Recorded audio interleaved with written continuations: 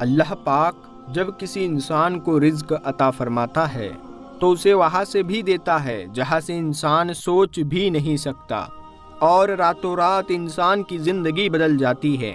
ایسا ہی کچھ واقعہ پاکستان کے کراچی کے ایک غریب مچھلی پکڑنے والوں کے ساتھ پیش آیا، جس نے اس کی زندگی بدل دی اور وہ لاکھ پتی نہیں بلکہ کروڑ پتی بن گیا۔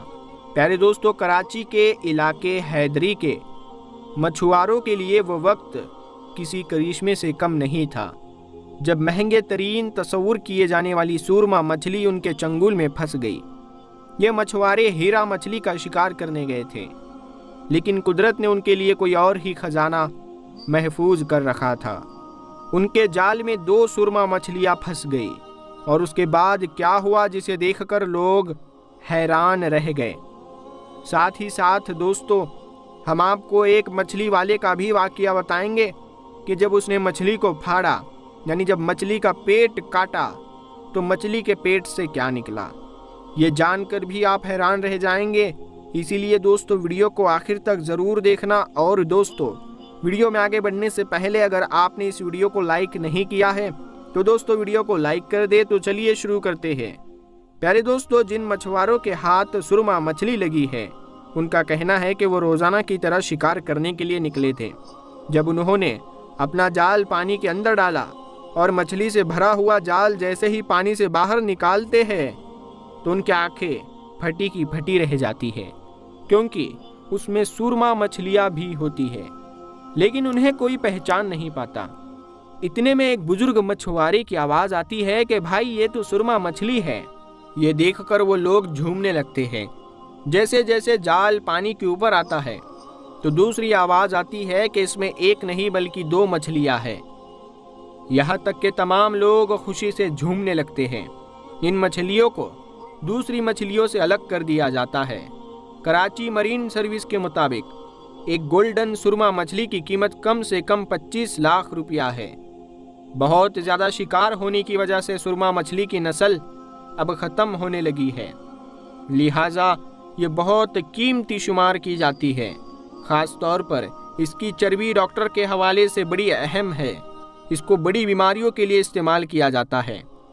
سرما مچھلی کے مہنگے ہونے کی ایک وجہ یہ بھی ہے کہ اس کی جھیلی سے سرجری کے بعد ٹاکے لگنے والے قیمتی دھاگے کو تیار کیا جاتا ہے۔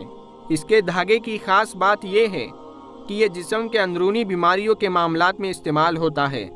اس کے علاوہ ایک اور وجہ یہ بھی ہے، یہ دھاگا قدرتی طور پر جسم کے اندر ہی ختم ہو جاتا ہے۔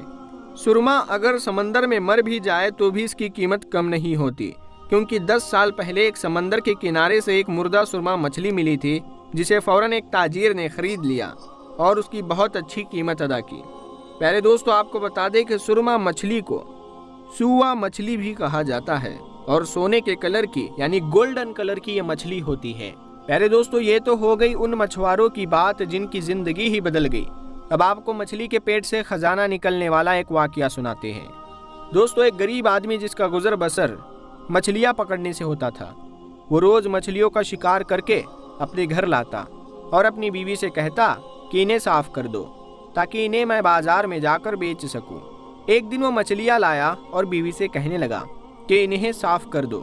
جب اس کی بیوی مچھلیاں صاف کر رہی تھی تو وہ دیکھتی ہے کہ ایک مچھلی کے پیٹ کے اندر ایک ہیرا یا موتی موجود ہوتا ہے۔ وہ فوراً اپنے شوہر کو بلاتی ہے اور اس سے کہتی ہے کہ دیکھو، اس مچھلی کے پیٹ میں ایک موتی موجود ہے۔ دوستو، جب اس مچھلی کا پیٹ چیر جاتا ہے، یعنی اس کو جب کاٹا جاتا ہے، تو اس کے پیٹ سے ایک بڑا موتی نکلتا ہے۔ وہ فوراً موتی کو لے کر بازار جاتا ہے، اور جب سنار کو دکھاتا ہے تو سنار کہتا ہے کہ بھائی بات ایسی ہے کہ یہ موتی بہت زیادہ قیمتی ہے، میں اگر اپنی دکان میں موجود تمام سونا بیچ دوں، یہاں تک کہ میں اپنا گھر بیچ دوں، تو بھی تمہیں اس کی قیمت ادا نہیں کر سکتا۔ بہتر یہی ہے کہ تم اس شہر کے حکمران کے پاس چلے جاؤ اور اس کی بہتر قیمت تمہیں وہ ادا کر دے گا۔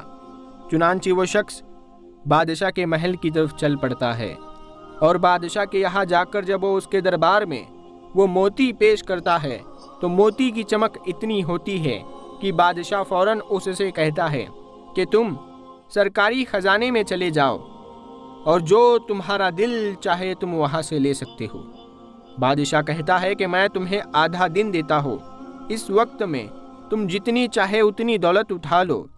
یہ شخص سوچنے لگتا ہے کہ میری زیادہ سے زیادہ کیا خواہش ہو سکتی ہے، میں تو کچھ ہی دیر میں اپنی مرضی کی چیزیں خزانے سے لے کر باہر آ سکتا ہوں، لیکن بادشاہ کا حکم ہوتا ہے کہ اسے آدھا دن تک خزانے میں رکھا جائے۔ تو وہ شخص شاہی خزانے میں داخل ہو جاتا ہے اور اس کی آنکھیں خزانے کی چمک سے بند ہو جاتی ہے۔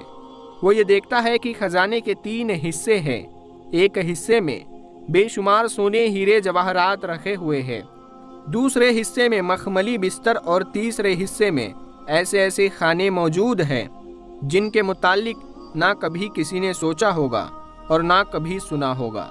یہ شخص سوچتا ہے کہ پہلے کچھ کھا لوں، میرے پاس تو ابھی بہت وقت ہے، آج کتنے قسم کے کھانے موجود ہیں، پتہ نہیں زندگی میں دوبارہ نصیب ہو یا نہ ہو، لہٰذا کچھ کھانے کے بعد میرے اندر طاقت آ جائے گی اور پھر میں خزانہ اکٹھا کروں گا۔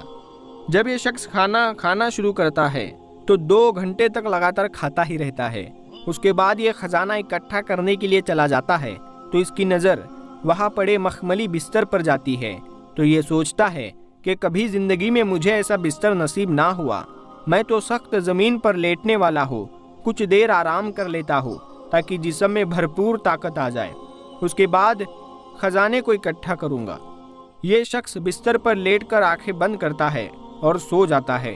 جب اس کی آنکھ کھلتی ہے تو اس کے سر پر سپاہی کھڑے ہوتے ہیں اور وہ ان سے کہتے ہیں کہ چلو بھائی باہر نکلو، تمہارے آدھے دن کا وقت تو پورا ہو چکا ہے۔ یہ شخص ہڑبڑا کر اٹھتا ہے اور پھر کہتا ہے کہ میں ابھی تو سویا تھا۔ تو اس نے کہا کہ پہلے تم تو کچھ دیر کھاتے رہے اور اس کے بعد تب سے اب تک سوئے جا رہے ہو، تم آدھے دن کا خزانہ اکٹھا کر سکتے تھے اور باہر جا کر اس سے بہترین بستر بنوا سکتے تھے اور ان کھانوں سے زیادہ لذیذ اور ان کھانوں سے زیادہ بہترین کھانا کھا سکتے تھے، لیکن تم نے ایسا نہیں کیا، اب چلو تمہارا وقت ختم ہوا۔ اس کے بعد دوستو وہ آدمی روتا اور پچھتاتا رہتا ہے۔ لیکن دوستو اب آپ یہاں ایک لمحے کے لیے رک جائے اور سوچئے، یہی حال آج انسان کا ہے۔ انسان کو اللہ کی جانب سے اس دنیا پر بھیجا گیا تاکہ انسان اللہ کی عبادت کرے، نیک کام کرے اور جنت میں داخل ہو سکے، لیکن آج کا انسان غافل ہو چکا ہے۔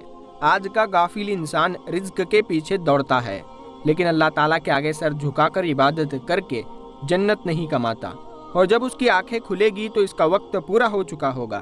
اسی لیے دوستو آپ سے گزارش یہ ہے کہ اس دنیا میں کھو مت جانا، اپنے اعمال کو سدھاریے اور گناہوں سے بچے، نیک کام کریے اور اللہ کی عبادت کیجیے۔